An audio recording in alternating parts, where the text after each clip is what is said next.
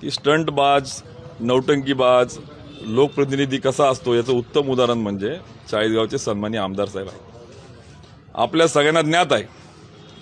की गेल्या 2 वर्षापूर्वी कापसाच्या काट्यामधून शेतकऱ्याला लुटलं जातं म्हणून कॅमेरा, सोशल मीडिया सगळी सज्ज टीम, जसं काही डायरेक्टर आणि प्रोड्युसर लावून पिक्चर केला गेला, असा त्या शेतकऱ्याला न्याय देण्याचा व्हिडिओ राज्यभर व्हायरल झाला की असं वाटलं की काय शेतकऱ्यांचा हिताचा हा कार्यकर्ता तयार झाल्याचा अभिमान वाटेल असे लाखो लोकांनी व्हिडिओ पाहिला। पण प्रत्यक्ष आज तागायत देखील त्या शेतकऱ्याला ना पैसे मिळाले,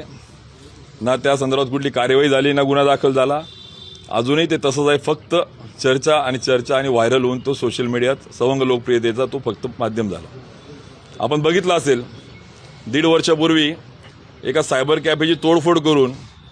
चुकीचे कामं, लैंगिक शोषण किंवा काही चुकीचे होत असतील या अनुषंगाने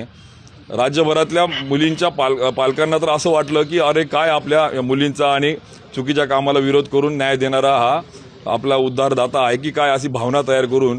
केवळ त्या ठिकाणी देखील पोलीस सोबत, नगरपालिका यंत्रणासोबत आणि तोडफोड केली आणि सोशल मीडियावर व्हायरल करत, पेड प्रमोशन पैसे लावून व्हायरल करत, मी कसा त्या ठिकाणी वेगळा आहे असा प्रयत्न सोशल मीडियातून करत या सवंग लोकप्रियतेचा रोग म्हणण्यापेक्षा जो त्यांना आजार झाला आहे,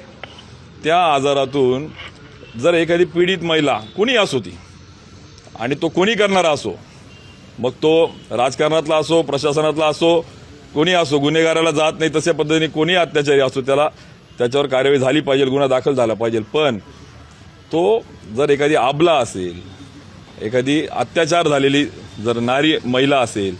एका बाजूला तुम्ही स्त्री शक्तीचे गोडवे गातात आणि तिला तुम्ही डीपीडीसीच्या बैठकीत सांगता ये रे तिला बोलव रे, म्हणजे उलट जाऊन गुन्हा दाखल करून कार्यवाही होऊन त्याला शिक्षा कशी होईल याकडे लक्ष न देता लोकप्रियतेतून माझी सवंग लोकप्रियता आणि मी कसा त्या ठिकाणी नौटंकीबाज आणि त्या ठिकाणी माझा स्टंटबाज मी कसा वेगळा आहे असं दाखवून जो प्रयत्न आणि जो आजार त्यांना झाला, या आजारातून बाहेर आणण्यासाठी देखील प्रयत्न करावे लागतील, कारण की या आजारातून प्रचंड नुकसान होतंय। आपला अत्याचार झालेल्या महिलेला का म्हणून ती मागे आली, तिच्यावर दबाव होता का, नक्की ती का मागे थांबली, आणि जर हे सगळं खरं होतं तर गुन्हा आधी दाखल करून मग तुम्ही का वाचा नाही फोडली, मग आधी वाचा फोडायच्या आधी गुन्हा दाखल होऊन कार्यवाही व्हायला हवी होती। मग तुम्ही तसं न करता आधी तुम्ही मीडियामध्ये तुम्ही दिलं, म्हणजे तुम्हाला प्रसिद्धी फक्त घ्यायची होती का, तुम्हाला फक्त स्टंट करायचा होता का, असे अनेक प्रश्न येत आहेत। आणि या पलीकडे जाऊन